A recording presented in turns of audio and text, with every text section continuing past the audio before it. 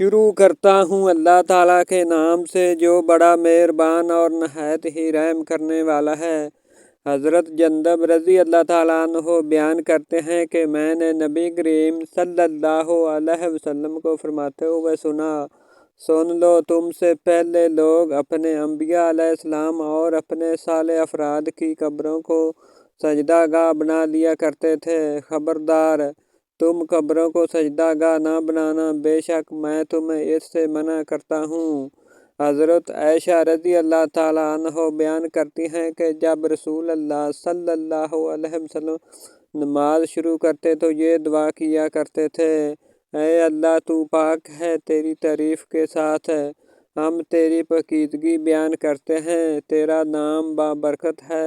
تیری شان بلند ہے اور تیرے سوا کوئی معبود برحق نہیں۔ حضرت عبداللہ بن عمرو بن عاص رضی اللہ تعالیٰ عنہ بیان کرتے ہیں، جب رسول اللہ صلی اللہ علیہ وسلم مسجد میں داخل ہوتے تو یہ دعا کیا کرتے، میں شیطان مردود سے اللہ عظیم، اس کی ذات کریم اور اس کی